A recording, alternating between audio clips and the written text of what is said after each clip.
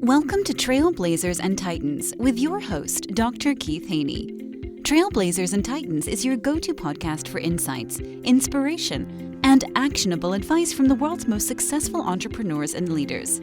Each episode features in-depth interviews with industry pioneers, innovative thinkers, and business moguls who share their journeys, challenges, and strategies for success.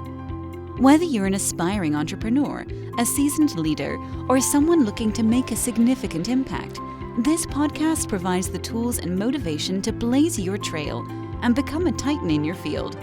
Tune in to learn, grow, and transform your vision into reality. My guest today is Chris Lautenslager. He is a renowned keynote speaker, author, and dedicated small business advocate who has made significant impact in the world of business through his commitment to values-driven leadership.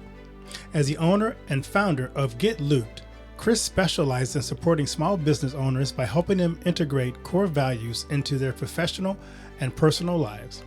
His transformative seminars on values development has empowered countless entrepreneurs to achieve greater success and resilience.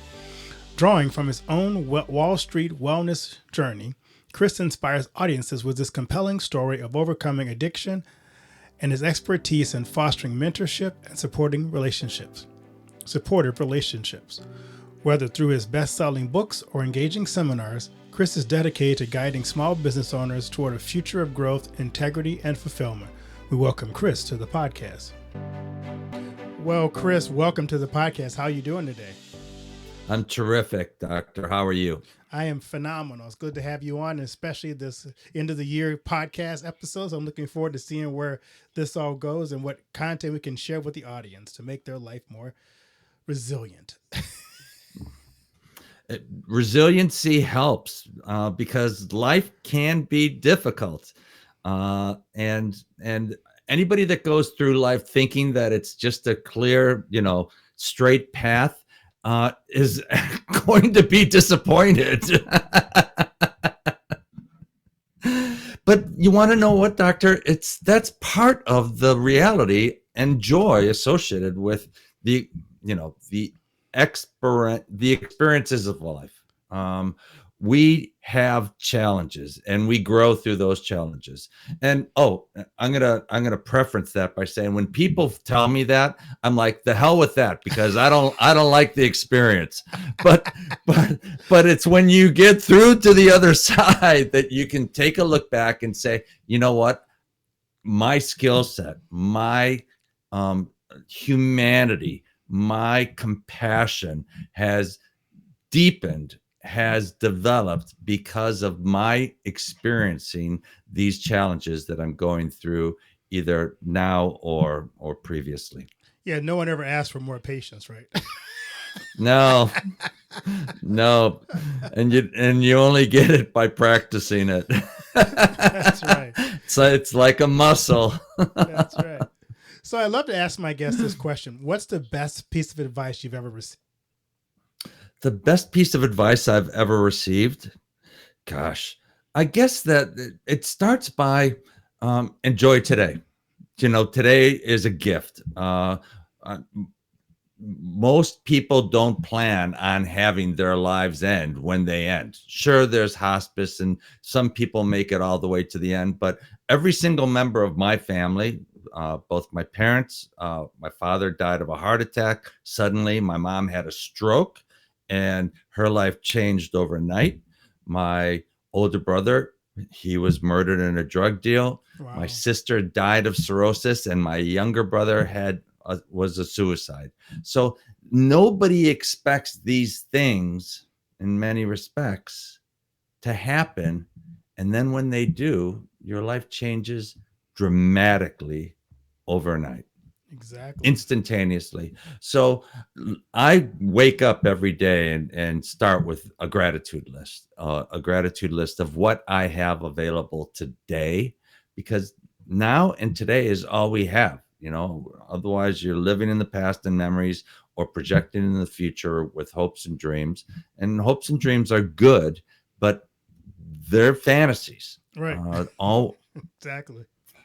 They're fantasies we have today. And the more that you actually embrace the reality of today, and that you have so much authority over your interaction with today, and that's really the power of that message of embracing this moment, is that you have so much ability to influence what occurs, and more importantly, how you react to it. I love that. I want to ask you about what inspired you to write the Prosperity Loop. So it's the pandemic. The pandemic. So I grew up in a household that was a family business household. My father had a small construction business, and any of us out there that have been in a family business household knows that we're all in. I mean, I think I picked up my first broom to start helping with the business when I was 4. It is part of the household and part of the family, and we're all in. And subsequently, when the pandemic occurred and I saw all of these small businesses being shut down, I knew that hundreds of thousands of people's hopes and dreams, their savings, their plans, their family unit were going to be dramatically changed, sometimes quite severely, for the rest of their lives. And it gave me the inspiration to want to help and inspire the people that have small businesses to, be able to work through this, to not give up, to become a better manager, a better entrepreneur, based on those experiences, and to, push on. Because again, we have setbacks, we have failures, and I think my personal superpower is this level of resiliency, this ability to be able to experience multiple difficult setbacks, and be able to not just survive, but to be able to come back from that. Because we all know people that have had difficulties. They've lost a child, they've lost a spouse, they've lost their business, and they're never the same again. They're never the same again. And there's usually a level of hollowness, a level of defeat, a level of sadness, often associated with those experiences that they can't get past. And I want to encourage people to recognize that A, we're all going to have them, and B, I know that some are more serious than others, and that some deeply, deeply, deeply impact you as a human being, but that you can't let that experience destroy the remainder days of your life, because life is precious. It's a gift, and it goes so quickly. It does. So let's define some terms. So explain what exactly is the Prosperity Loop and how does it differ from traditional business models? So the prosperity loop is a 6-step process associated with how to create a positive environment within your workspace, and some suggestions in regards to how to make your workspace successful and enjoyable, not just for you and your employees, but also your customers. You see, work is a multifaceted environment, okay? It's you, sure, it's your company, but it's all the people that you come in contact with within that company. That includes your family, that includes your employees, and it most certainly includes your customers and community.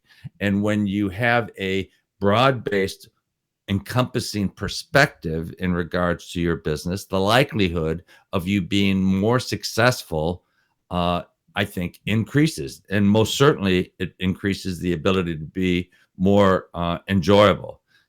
I feel for the people that dread going to work every day, particularly when the work is your company, and this is the world that you've created. it doesn't have to be that way. And the prosperity loop is a process of identifying how to create a world in which you are the winner within your own company. I love that. You said this came out of the pandemic and how you felt businesses particularly were struggling with that.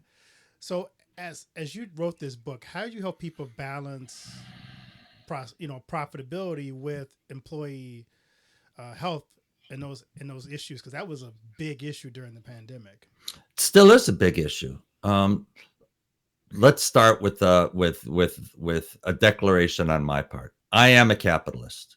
Okay, capitalism works. It's not perfect, but as Winston Churchill is quoted as saying, compared to the alternatives, it truly is the best system. When individual choices and energies and creativity are allowed to flourish, generally multiple people benefit. The challenge with capitalism is when priorities get out of sorts. All right. So right now, I believe our society has an imbalance in regards to focusing on maximizing shareholder wealth. And when you take the maximization of shareholder wealth to its extremes, it means that you sacrifice on so many different levels. You sacrifice in regards to investing in your employees, in regards to the capitalization of your organization, in regards to your community.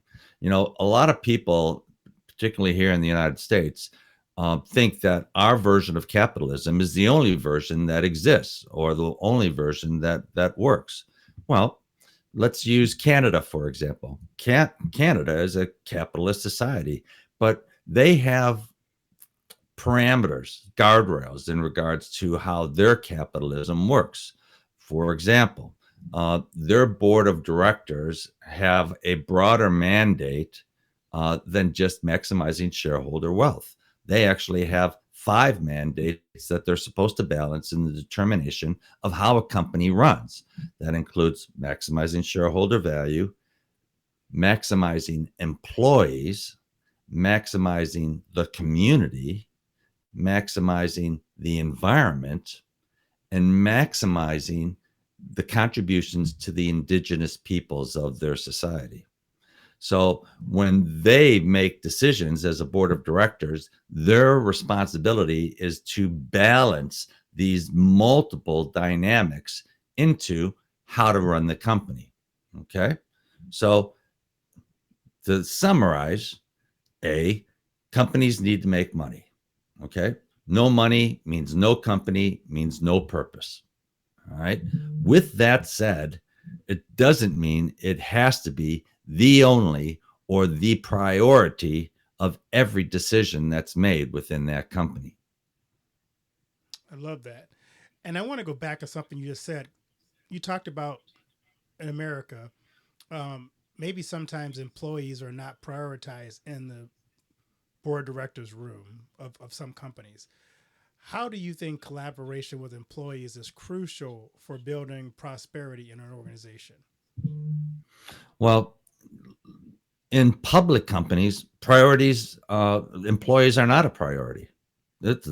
I think let's just be truthful. Okay. I don't think anybody that's working for a public company right now, that's an employee, feels special or treated like an asset. And that's the tragedy that I'm talking about. Where does that lead? To CEOs getting murdered. And that's not a pathway we want to go down. We don't want anarchy in our society. I know there are anarchists out there, but I don't think they quite get what anarchy means. It's not a good world. With that said, in public companies, because in the United States, capitalism has been defined as prioritizing shareholder value. That means that in public companies, there are activists, there are investors that can and will sue to ensure that priority is maintained. So unless there are changes in the law that set up different guardrails and boundaries, that leaves the ability for private companies to be able to create an environment that is attractive and unique. Okay. And that's where treating employees as investments, as assets, as contributors to the overall wealth creation of the organization helps you differentiate and attract the talent that you need to make your company survive. Okay. Why would someone want to work for your company as opposed to someone else's? And if you believe that the answer is because I pay them, they're not going to be there very long. Okay. Right. They just won't. And I think one of the biggest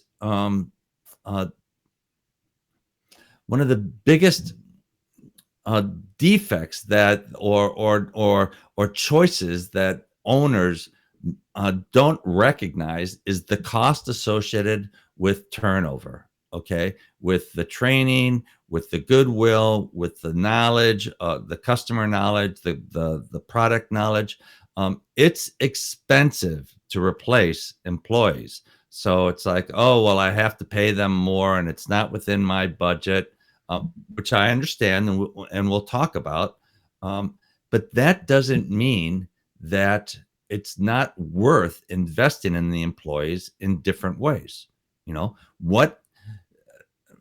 particularly in younger generations, money's not always the highest priority for people working in organizations. It could be convenience. It could be flexibility. It could be social contribution. It could be camaraderie. There's a lot of different variables that help people decide whether they want to join or stay within an organization.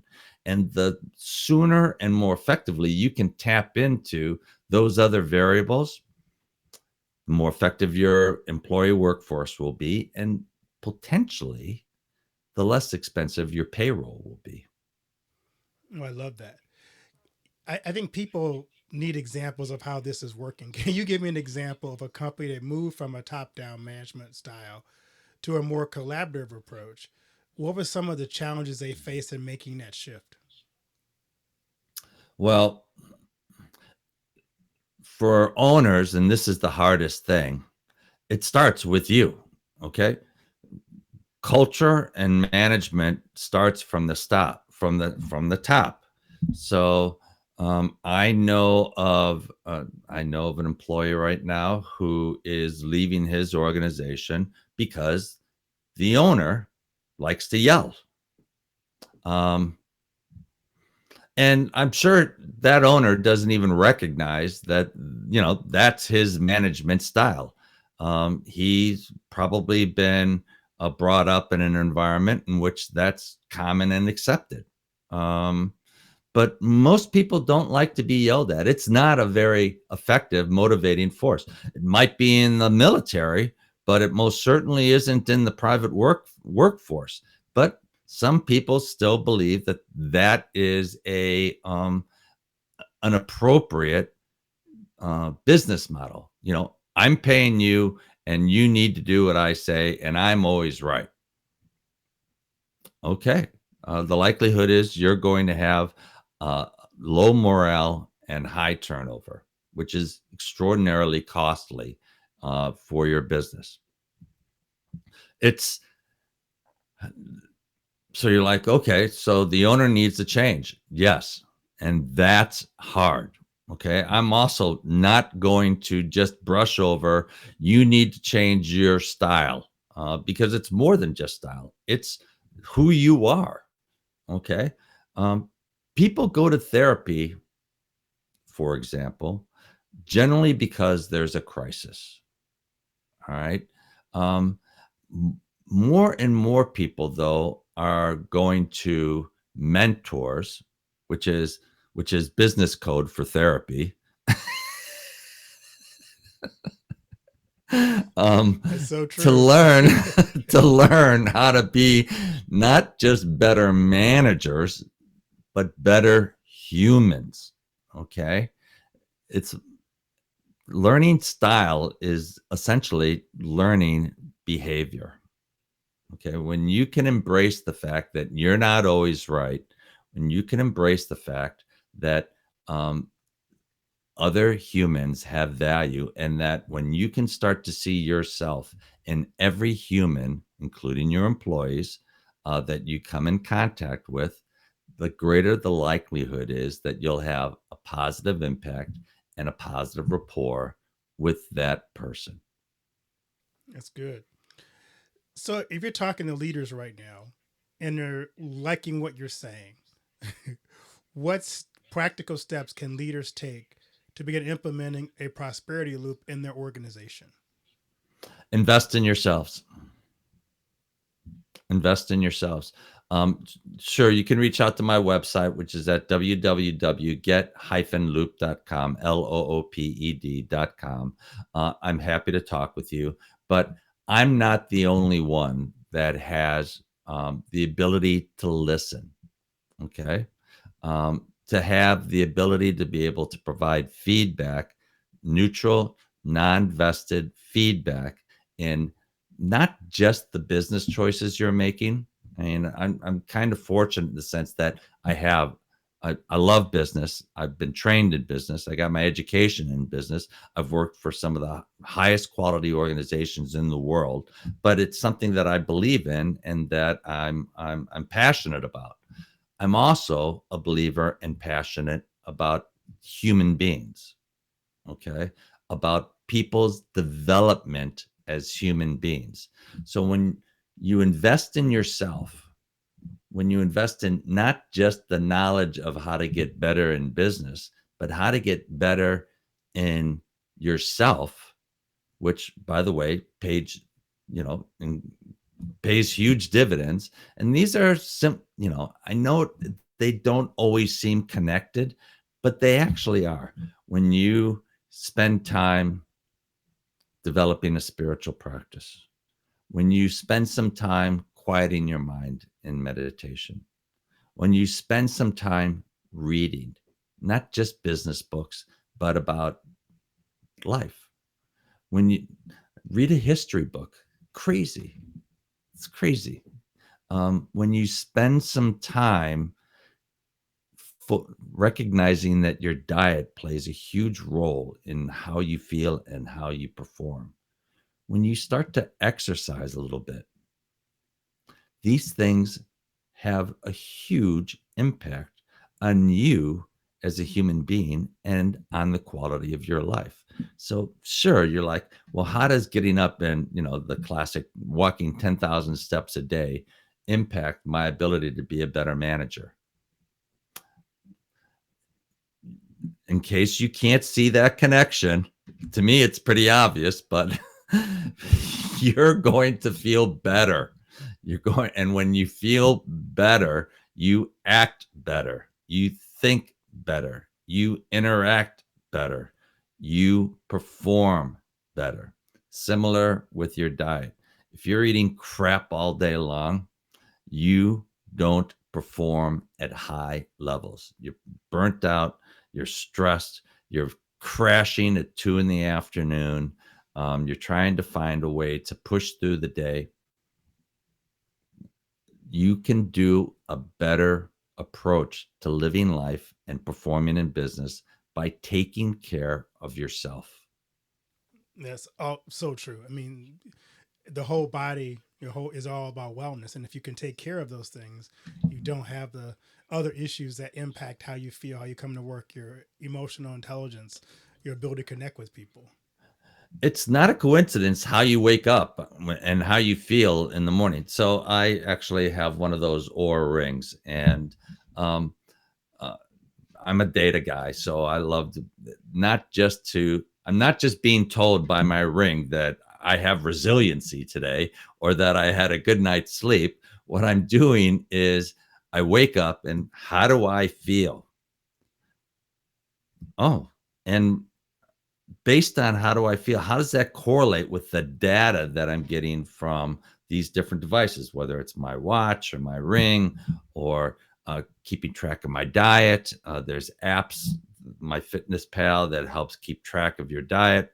When you start actually tracking and seeing trends, oh, when I eat at 8 o'clock at night before I go to bed, and it's a big, huge bowl of ice cream, and I wake up feeling like crap, I never realized that and this is actually a real life example for me.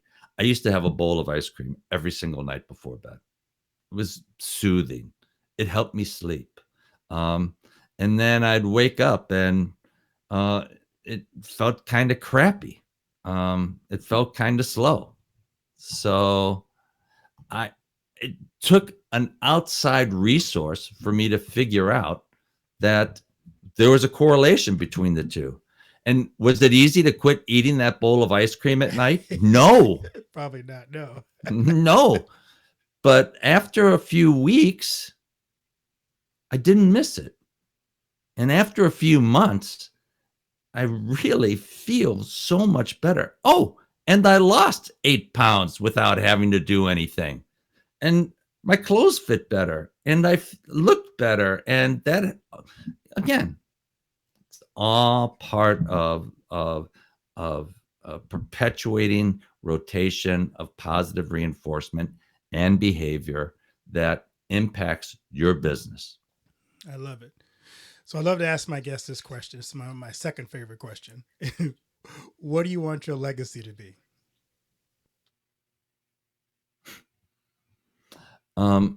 So I am in recovery. So I have a history of addiction and drug abuse that through the grace of God is I've been relieved of.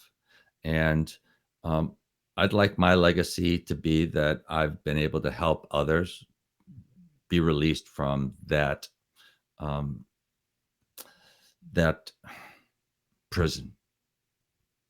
If I can, and that's what I do now is, I help business owners who are struggling through crisis. And crisis usually involves some type of behavior, whether it's drugs, alcohol, sex, money, gambling, that is entrapping them in not being able to live the life that they want. So I help them get through those challenges. That's so important. And you're right. So many people, not just business leaders, deal with those demons in their life, and they stop God from helping them to be able to accomplish what God wants to accomplish in their life. So, congratulations on letting God transform your life and It's now it's pouring it into literally others. Yeah. It's literally a miracle. And what I find, and the reason I focus on business owners, is that they generally don't have anyone that they can talk with. Okay. They're the ones that are supposed to have all the answers. They don't have peers that they can feel vulnerable to. And I know that for many, they don't feel comfortable talking to their wife about the challenges that they might be having or their partner. They're not going to tell their employees. Uh, Maybe they have a friend or two, but generally speaking, they're used to being the ones in charge. And those are the ones that, um, A, often can get into shenanigans because no one's watching over them and they're not accountable to anyone. And B, have no one that can tell them, hey, hey, hey, you're going down the wrong path here. And this is where it leads. Most of the people that I come in contact with are already in crisis. It's nice when people proactively come and say, I'm struggling with this and I feel like I'm going down a wrong path. What can I do to stop? And we can make those adjustments. It's much easier than at the time when you're in the middle of divorce or your children don't talk with you anymore, or you're in a rehab, or you're in court uh, because of behaviors that you didn't believe that you could do, but somehow you did. So, Chris, what key takeaways do you want our audience to leave from our conversation today? Get help. It's not. It's everybody needs help at some time in their life. Okay. And here's the joy is once you get past that hurdle of I'm fine, I can do this on my own. You never have to be alone again. The getting help is the doorway to expanding your life into broader relationships, into comfortable relationships. So don't do it alone. Nothing's as fun when you're doing it alone. Expand your world, get help. Very, very true. Where can people find your book, The Prosperity Loop, and connect with you on social media? You can buy my book either at my website or online at any of the major bookstores. And the book is The Prosperity Loop. My website is www.get-looped.com. That's GET-LOOPED.com. And, I'm not selling anything. I'm happy to help. I'm a reference. Well, Chris, thanks so much for taking the time to share your story and your mission with us and the audience, and blessings on the work that you do. Thank you. I appreciate it, Doctor.